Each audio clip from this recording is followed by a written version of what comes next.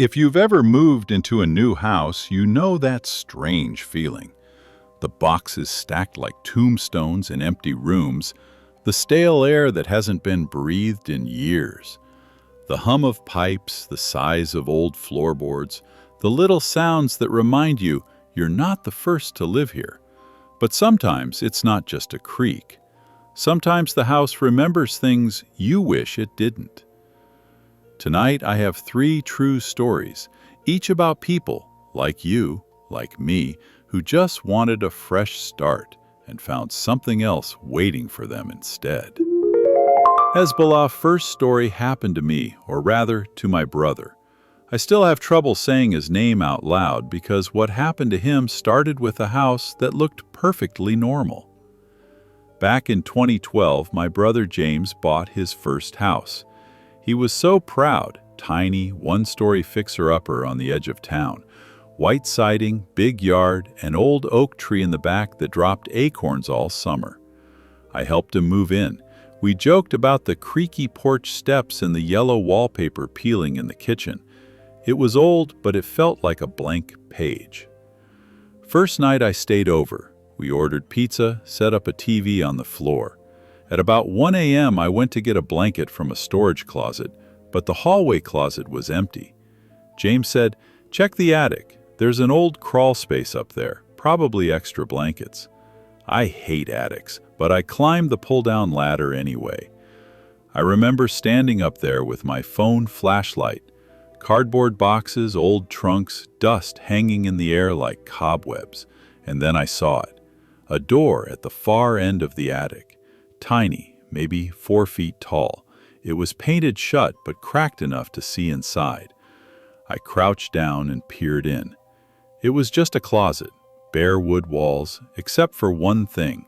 Carved into the back panel were tally marks, hundreds of them, long scratches in the wood, some deeper than others. I counted 10 rows before I stopped. I showed James the next morning. He laughed it off. Creepy, but hey, old houses, right? We moved on. A month later, James called me at 3 a.m. His voice was shaking. "I can hear someone in the attic." I told him it was squirrels, raccoons, old pipes. But he insisted, "It's footsteps." He started hearing them every night, and every morning he'd find the pull-down ladder dropped. At first, he thought he forgot to fold it back up. Then one morning he found footprints in the attic dust. Bare footprints, small, like a child's.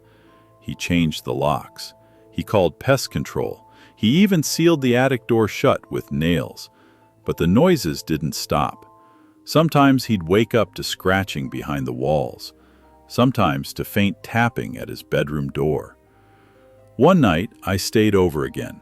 I wanted to prove to him it was nothing. At 2 a.m., I heard it too. Soft footsteps above the ceiling, then a thud, like something heavy dropping onto the floor. I pulled the ladder down. I went up there with a flashlight. The tiny door was wide open. Inside the little closet, the tally marks had changed. New scratches, deep and fresh.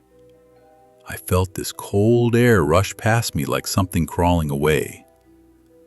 James sold the house 6 months later. He never went back to get his deposit. Last I heard, the new owners sealed off the attic completely. But sometimes, late at night, I wonder who or what was counting, and did they ever stop?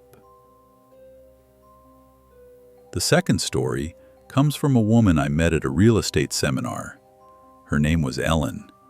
We bonded over terrible instant coffee and horror podcasts. When she told me her story, she spoke so quietly I could barely hear her. Ellen and her husband bought a tidy little 2-bedroom house in a quiet neighborhood. Their first place together. They painted the shutters blue, hung a wreath on the door. On the first night, they found a package on the porch. No label, no name. Inside was a brand new doormat. Welcome home. They didn't think much of it. Friendly neighbor, maybe? So they put it in front of the door. A week later, Ellen noticed muddy footprints on the mat every morning. Big, wide prints, like work boots. But their yard was fenced, no sign of anyone climbing over. No security camera caught anything. Her husband joked about it. "We've got a ghost mailman." But Ellen started feeling watched.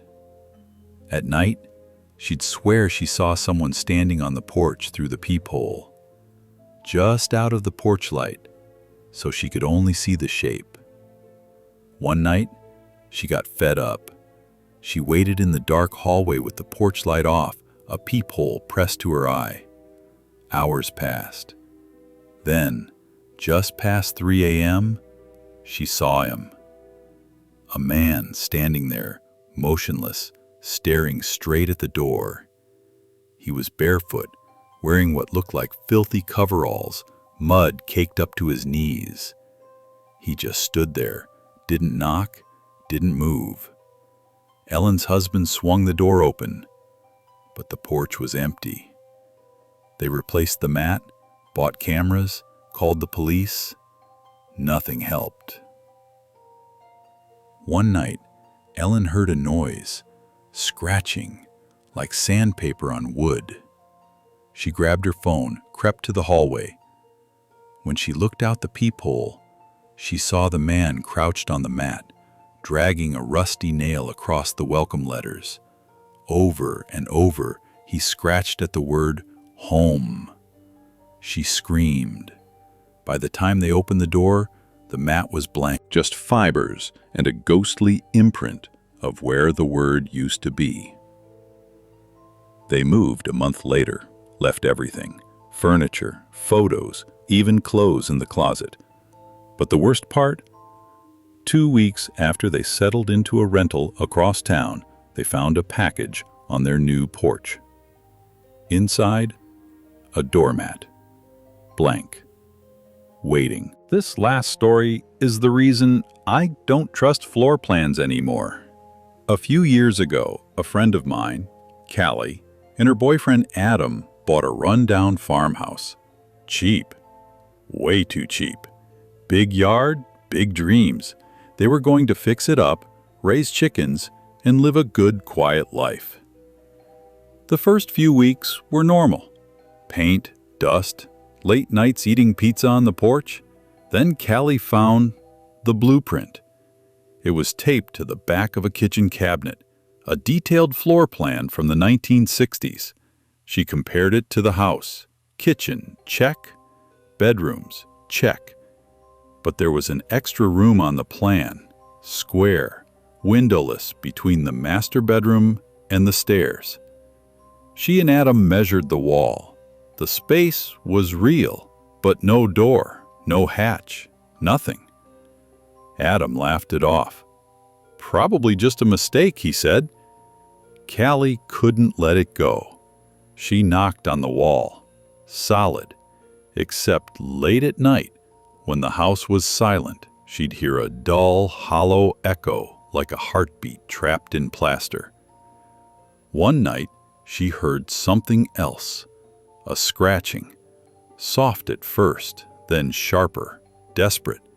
She pressed her ear to the wall, a voice, whispering, too muffled to understand, but definitely a voice. Adam didn't believe her, so Callie grabbed a hammer. She started knocking holes into the drywall. It took her hours, Adam yelling at her to stop. But when the wall gave way, there it was, the hidden room. No windows, no furniture, just bare concrete walls and a tiny bed frame bolted to the floor. On the far wall, scratch marks, deep grooves like fingernails clawing for freedom. Callie found a strip of torn fabric, child-sized, filthy with something dark and dry. She felt sick. She stepped back, and that's when she saw it. Words scratched into the paint. Still here. They boarded the room up the next day, sold the house before the month was over. Sometimes she dreams she's still standing in that hidden room, staring at the bed. and something on the other side of the wall is staring back. So if you ever move into a new house, don't just check the plumbing. Don't just paint the walls and sweep the attic. Listen for the whispers. Watch for footprints. And whatever you do, don't ignore that locked door that shouldn't be there, because sometimes a house doesn't belong to you. Sometimes you belong to it.